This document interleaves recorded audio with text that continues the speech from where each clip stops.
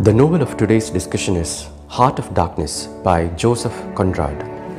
Heart of Darkness is a novella by Joseph Conrad that was first published in 1899 in Blackwood's Edinburgh magazine and then in Conrad's Youth and Two Other Stories, which came out in 1902. Heart of Darkness examines the horrors of Western colonialism, depicting it as a phenomenon that tarnishes not only the lands and peoples it exploits, but also those in the West who advance it.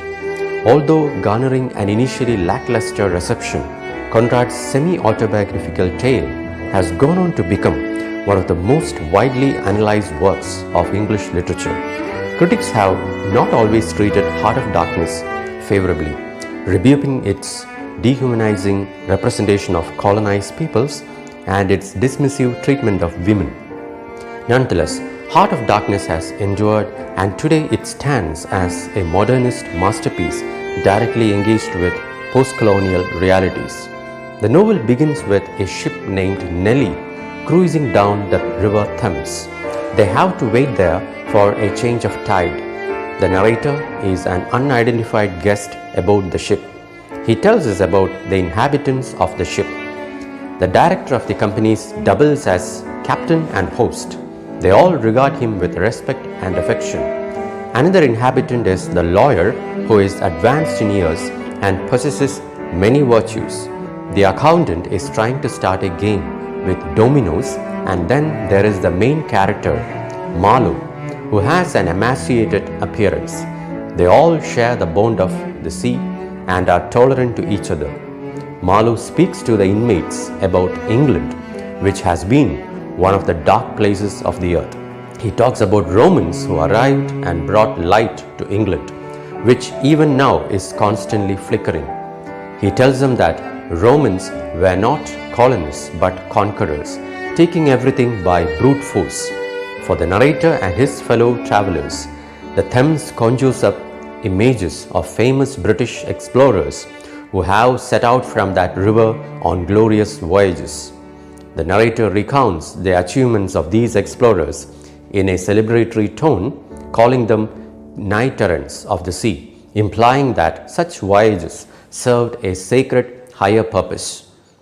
The narrator's attitude is that these men promoted the glory of Great Britain, expanded knowledge of the globe, and contributed to the civilization and enlightenment of the rest of the planet.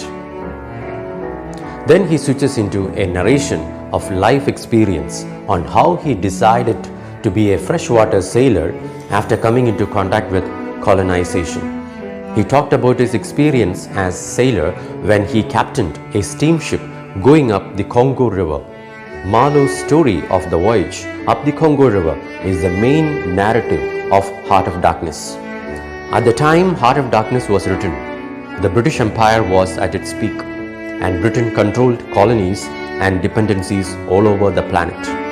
The popular saying that the sun never sets on the British Empire was literally true. The main topic of Heart of Darkness is imperialism, a nation's policy of exerting influence over other areas through military, political, and economic coercion. The narrator expresses the mainstream belief that imperialism is a glorious and worthy enterprise. Indeed, in Conrad's time, empire was one of the central values of British subjects, the fundamental term through which Britain defined its identity and sense of purpose. From the moment Marlow opens his mouth, he sets himself apart from his fellow passengers by conjuring up a past in which Britain was not the heart of civilization but the savage end of the world.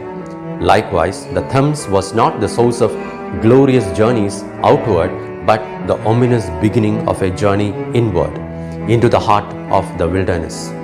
Moreover, Marlow suggests that the mission of civilizing and enlightening native peoples is misguided, not because he believes that they have a viable civilization and culture already, but because they are so savage that the project is overwhelming and hopeless. As a child, Marlow was quite fascinated by maps and would lose himself thinking about the blank spaces in them. He recounts that he first got the idea when, after returning from a 6-year voyage through Asia, he came across a map of Africa in a London shop window. He was specially attracted by a long coiling river. After a number of voyages in the Orient and India, he hopes to get charge of the steamboats that must go up and down that river of trade. Marlow's aunt was quite influential with the administration, and she writes to have him appointed a steamboat skipper. The appointment comes through very quickly, and Marlow is to take the place of Fresleven, a captain who was killed in a scuffle with the natives. Much later, after the events Marlow is about to recount, he was sent to Africa to recover the bones of Fresleven. When he reaches Africa, he finds that Fresleven was involved in a scuffle over the hens of the chieftain, and he was killed by the chieftain's son. He signs a contract with his employers. He obtained a job with a Belgian company that trades on the Congo River. The Congo was then a Belgian territory. Marlow travels to the company's headquarters to sign his contract. At the company's office, he was met by two sinister-looking women in black who were knitting continuously. Their look foreboded the ominous things to come. The map that Marlow sees in the company offices shows the continent overlaid with blotches of color, each color standing for a different imperial power. In fact, the yellow patch, dead in the center, covers the site of some of the most disturbing atrocities committed in the name of empire. The Belgian king Leopold treated Congo as his private treasury, and the Belgians had the reputation of being far and away the most cruel and rapacious of the colonial powers. The reference to Brussels as a whited sepulchre is meant to bring to mind a passage from the book of Matthew concerning hypocrisy. The Belgian monarch spoke rhetorically about the civilizing benefits of colonialism, but the Belgian version of the practice was the bloodiest and most inhumane. He signed the contract with the company and was soon examined by a doctor who warns him that the persons who go to this territory normally don't come back like before. He warns that the changes take place inside. After bidding farewell to his aunt, who believes that the company is trying to teach culture to the uncivilized citizens of the land, Marlow leaves on a French steamer, knowing fully well that the company is looking for profit than to teach civilized behavior for the natives. Marlow meets several Europeans on his journey who were all bent upon making profits in Africa. Marlow's depiction of women portrays that they belong to home and not experienced with the outside world. At the same time, they exert sufficient influence and control in prestigious positions. The French steamer takes Marlow along the coast of Africa, and Marlow tells about the affairs on the way. He once came across a French man of war continuously shelling an uninhabited forest land. They finally arrive at the mouth of the Congo River, where Marlow boards another steamship bound for a point 30 miles upriver. Marlow disembarks at the company's outer station, which is in a terrible state of affairs. He sees piles of decaying machinery and a cliff being blasted for no apparent reason. He also sees a group of black prisoners walking along in chains under the guard of another black man. Finally, Marlow comes to a grove of trees and, to his horror, finds a group of dying native laborers. There, he meets a neatly dressed white man who was the company's chief accountant, not the one aboard the ship Nelly. He speaks to Marlow about a mysterious man called Mr. Kurtz, who is another agent of the company, who sends as much ivory as possible to the company. He was also going to be promoted. He tells Marlow to tell him that everything is good in the outer station, and he was afraid to send any messages because he fears that it could be intercepted by undesirable elements at the central station. Marlow travels through the land with a caravan of 60 men for 200 miles. After 15 days, they arrive at the dilapidated central station. To his shock, Marlow finds that the steamer he had to command had sunk. The general manager had earlier taken the boat out and accidentally damaged it. Marlow suspects some foul play in this circumstance to keep him away from Kurtz. The general manager informs him that he was trying to relieve the inner station, especially the one belonging to Kurtz, who is rumored to be ill. He especially praises Kurtz for his exploits. Marlow works hard to repair the damaged boat, which took around 3 months. While his stay in Central Station, one day a grass shed housing some trade goods burned down, and the natives were seen dancing around it. One of the natives were accused of the crime and he was severely beaten.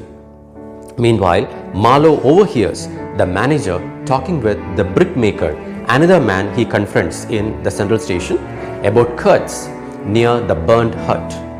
Marlow notices an unusual painting on the wall of a blindfolded woman with a lighted torch, which was revealed to be Kurtz's work. The brickmaker tells Marlow that Kurtz is a prodigy, sent as a special emissary of the Western ideals by the company's directors and bound for quick advancement. Marlow knew that the brickmaker also considers him to be a favorite of the company. He later found that the brickmaker was trying to get the post of the assistant manager, and Kurtz's arrival has upset his chances. Marlow asked the help of the brickmaker to get the spare parts for the damaged ship, and he agrees to procure it. However, the spare parts did not reach the station as expected, and they had to wait a long time.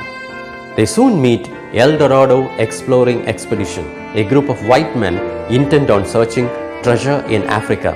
It was led by the manager's uncle, who spends his entire time at the station talking conspiratorially with his nephew.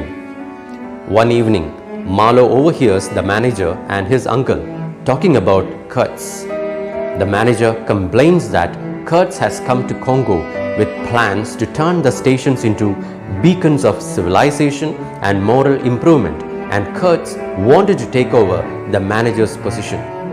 Kurtz, after sending a huge load of ivory, had informed him that he has been very ill and has not completely recovered.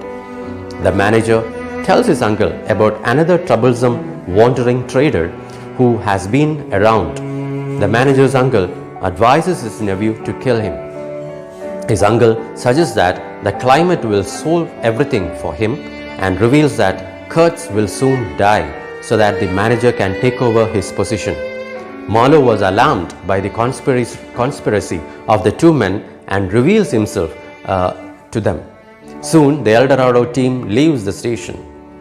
Marlow was able to repair the ship, and he prepares for a 2-month journey up the river to Kurtz, along with the manager and several pilgrims, whom Marlow has named pilgrims because of their peculiar wooden staves they carried with them. The native helpers guided them through the jungle, and they were called as cannibals by the whites. But for Marlow, they appear to be quite reasonable and sane. Meanwhile, Marlow feels a kind of kinship between himself and the savages along the river banks. The description of his journey upriver is strange and disturbing. Marlow describes the trip as a journey back in time to a prehistoric Earth. This remark reflects the European inclination to view colonized peoples as primitive, further back on the evolutionary scale than Europeans, and it recalls Marlow's comment at the beginning of his narrative about England's own past. In some deep way, these savages are like Europeans, perhaps just like the English were when the Britain was colonized by Rome. About 50 miles away from Kurtz's inner station, the steamer sights a hut with a stake of firewood and a note that says, "Wood for you, hurry up, approach cautiously." Inside the hut, Marlow finds a battered old book on seamanship with notes in the margin which looks like a code. The manager concludes that the wood must have been left by the Russian trader, a man about whom Marlow has overheard the manager complaining. After making use of the wood, the party continues their journey upriver. Marlow ponders constantly about Kurtz as they move towards him. By the evening, they arrive at a point 8 miles from Kurtz's station. Marlow wants to continue the journey, but the manager insists for the next day. The night is still and silent, but the dawn brings an oppressive fog. The men on the steamer hear a loud, desolate cry, followed by a clamor of savage voices and then silence again. The whites are visibly shaken, but the African crewmen respond with quiet alertness. The leader of the cannibals tells Marlow that they want to eat the honors of the voices as they are feeling hungry. The manager authorizes Marlow to take every risk in continuing on in the fog, but Marlow refuses to do so as they will surely damage the boat.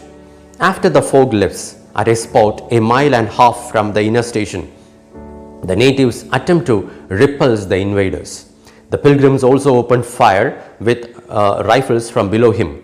Marlow's African helmsman was killed by a spear in his pilot room, and Marlow in desperation sounded the horn loudly and chased the natives away. The fog that surrounds the boat is literal and metaphorical. It obscures, distorts and leaves Marlow with only voices and words upon which to base his judgments. Indeed, this has been Marlow's situation for much of the book, as he has had to formulate a notion of Kurtz based only on second-hand accounts of the man's exploits and personality. Marlow breaks into the narrative here to offer a digression on Kurtz. He tells that Kurtz had a fiancée, his intended, as Kurtz called her, waiting for him in Europe. Marlow also mentions a report Kurtz has written at the request of the International Society for the Suppression of Savage Customs. The report concludes, however, with a handwritten postscript: "Exterminate all the brutes." As they approach the inner station, a white man, the Russian trader, beckons them from the shore. He is aware they were attacked, but tells them that everything will now be fine.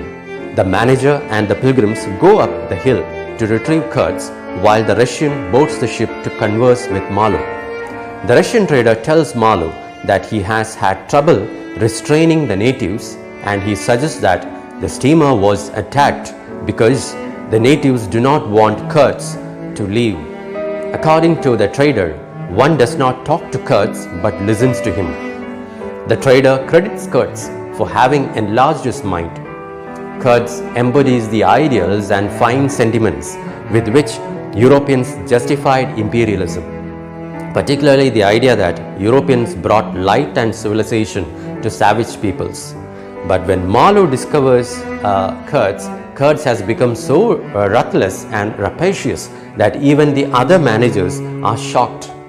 He refers to the ivory as his own and sets himself up as a primitive god to the natives.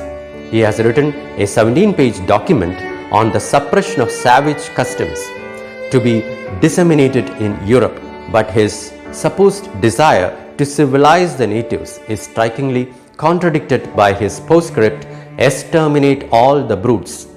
The obvious implication of Marlow's story is that the humanitarian ideals and sentiments justifying imperialism are empty and are merely rationalizations for exploitation and extortion.